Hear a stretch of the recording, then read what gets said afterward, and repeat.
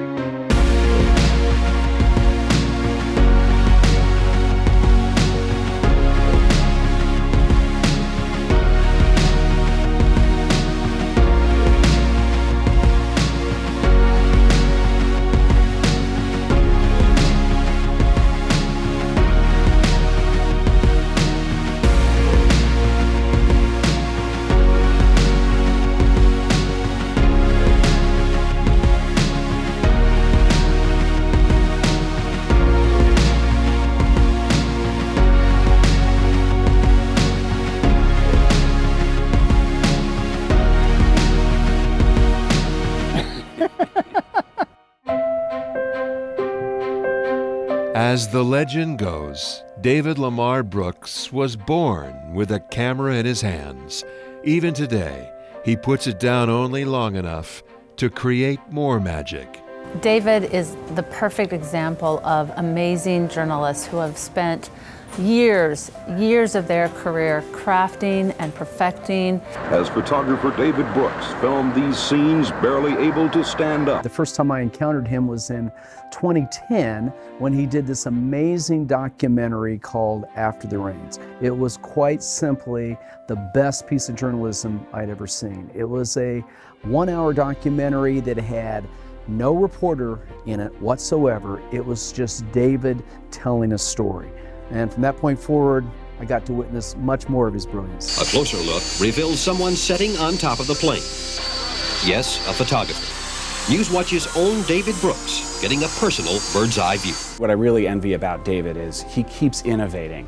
This is the youngest person in the newsroom. Oh, that's right. David is constantly learning new skills. He's constantly trying to come up with new ways to make his interviews better and his photography better and his editing better. And frankly, he makes all of us better. He is the kind of guy who comes in every single day, regardless of what is going on in his life outside of this building, and just gives it his all. You could tell him that you need to make a revision to a story for the umpteenth time, and he just accepts the script and he's like, okay. You know, and he just immediately goes about doing it. David, congratulations, much deserved. You're not allowed to retire, and we're going to need a little bit of hair from you so we can clone you later. Congratulations.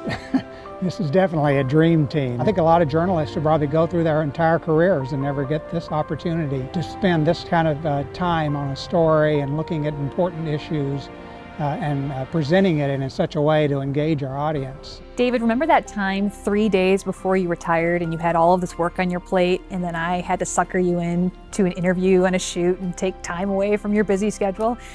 Yeah, you were never a complainer. You always did everything that was asked of you, and that's why it was so easy to work with you. Quiet but brilliant.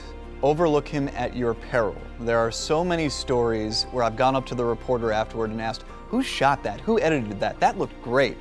And the answer almost always is David Brooks. In this business that is always evolving, David is a constant. He consistently stands out. The people that we're covering, the stories that we're telling, and why these stories are important is because they affect people. My favorite David Brooks story happened in the summer of 2020. Atlanta was filled with protests and riots in the wake of tons of racial tension. We had sent crews all across the Atlanta metro area to cover what was going on. David jumped right into the fray. In the midst of what could only be classified as riots, he was calm, cool, and collected. David always stays focused no matter what the assignment is. That's David Brooks. For 4 decades, he's been 11Alive's calm in the midst of chaos. David's assignments have taken him around the world, to Russia during the end of the Soviet Empire, to the Olympics in Atlanta, London, Beijing. We were there for 2 whole weeks, nonstop working, and he never got grumpy. Well, maybe he got grumpy a few times, but so did I. It was a lot of work. My photographer's carrying a lot of weight on him, pushing him this way. Don't you fall on me. But he's such a delight to work with. David Brooks. What can I say about a man whose impressive career is longer than I've actually been alive? Well, we know that you're the master of the multicam shoot.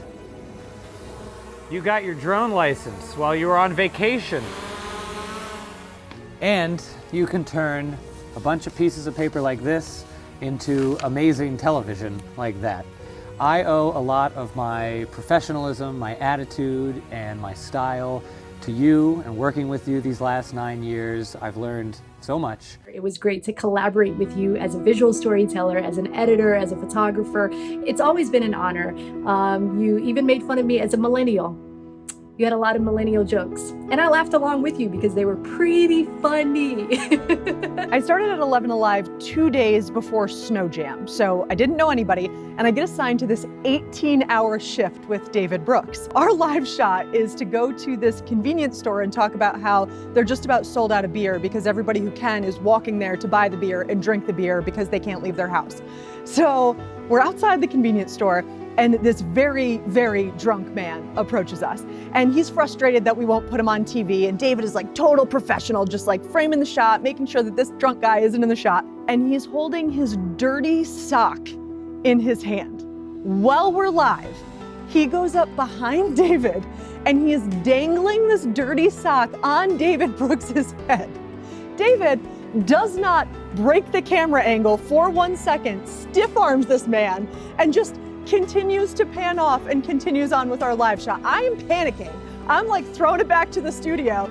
And while he's stiff arming the guy, he's going, it's fine, it's fine, it's fine, and manages to pull off this entire live shot with a dirty sock on his head. David is a native son of Mississippi, where after several part-time media positions and a stint as a liquor store clerk, which he says paid him the most money, he accepted his first full-time job at WLBT in Jackson. Then it was on to Little Rock, Arkansas, and Orlando, Florida, where he would meet the love of his life. That's where we met. I was a producer at the station. He asked me out, and it took a few tries. Thank you for your support, your guidance, and your love. David and Dorothy were married a few years later in Atlanta, because after 2 rejection letters that David still has, he finally became a member of the 11Alive family. You know, I've been here since 1982. And it's at 11Alive where one assignment would touch David's life forever. David and a reporter that he worked with a lot back in the early days, Ken McLeod, they had done a series that examined the different ways that people strive to become families. And over the course of that video, adopting children from overseas was featured. And we just became very interested in that. It just appealed to both of us greatly. And from that experience, a family was born. In 1988, David and Dorothy adopted Ashley. 4 years later came little sister Emily. It's been a wonderful experience to do that. Now our girls are grown up. The thing I'm most thankful for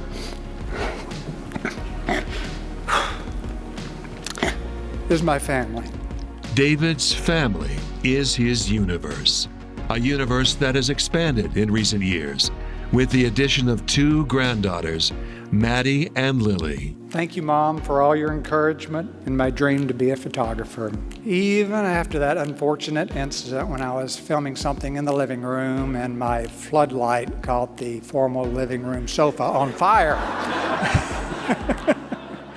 Whew. I can tell you, all my filming was limited to the out of doors after that.